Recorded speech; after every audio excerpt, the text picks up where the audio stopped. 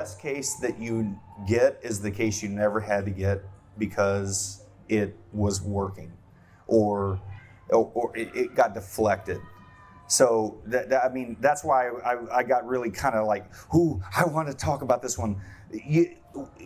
I would love for the product for it to work so well that they drive me out of business. I have had this joke with my development team. I couldn't even tell you how many times.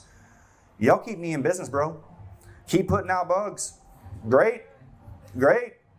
But back to your point, and then I'll tone it down. If I had a product that could do exactly what you're describing, which I know it can do that, and I'm gonna be a customer, and I didn't have to write my own knowledge base articles, and if I didn't have to brute force fix these things, then I would actually be okay if I lost my job.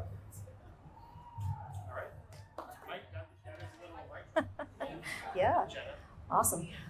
So we started tracking our escalations. We created an escalation object in our Salesforce environment, and we have the entry criteria and the exit criteria. We started examining those things, and we kind of talked about this earlier, but a big portion of escalations are completely preventable, right? They're communication mishaps, they're situations, the engagement.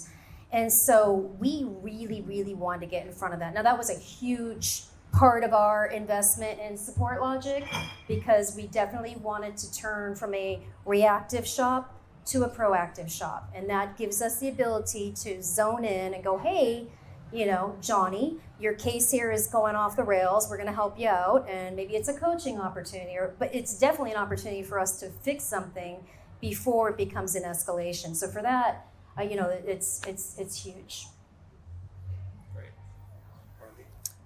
So I think that at Salesforce, we've been working with SupportLogic like two-ish years, and at the size of our organization, like 4,500 support people last year, 1.2 million cases, we don't just buy something and give it to everybody. So we started with different teams, got buy-in, ran pilots, ran betas, worked really, really closely with the product team and everybody at SupportLogic, and super happy we're rolling it out to all of the products across the clouds. And I think for me also, seeing and having a team of the size that I do, that kind of manual thinking that support managers and everyone can watch cues and you can in your brain process everything that's going on with the customer. And even if there's a cute little field that's, oh, look, it's a red customer. I mean, like, what are you supposed to do differently with that, right? So taking that a bit back to the robots, but the logic that comes with SupportLogic, right? To show you what you should be doing now, or like with Gmail, the priority inbox. Like, I don't even look at the non-priority stuff because the algorithms decided, this is what I should be looking at. And so I think that that's a really cool use of technology that is making us better. And then all those insights too that will come from actually getting to the heart of what the customers have feedback on, which is usually the product and stuff, and then being able to level that up and not have the noise about support slowness, support this, support that. We really can focus on the customer and what they need and build better products for them. Yeah, one of those functions that Marlene's referencing is the ability to sort backlog and focus on the cases that you can truly impact, improve the customer experience, and drive to a resolution faster, impacting CSAT, ultimately retention, and preventing, in many cases, the escalations that go there. Carlos, we'll finish with you. So support is just such a treasure trove of data and customer insights. For almost everybody here, support is usually the most frequent interaction that your customers have with your company. So being able to tap into that valuable resource needs to be a part of your strategy across all of customer success.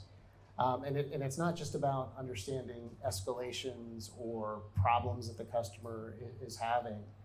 It's understanding how your customers are using your products too. You know, one of the recent things that we did at BMC was particularly on our on-prem portfolio, where we don't have telemetry like we do on the SaaS side, is tapping into that support data as a resource and understanding based on what customers are calling us about and talking to us about, what features they're using, how they're using those features. Are those things that product management was aware of? Are those new things? So back to I think what Jason touched on.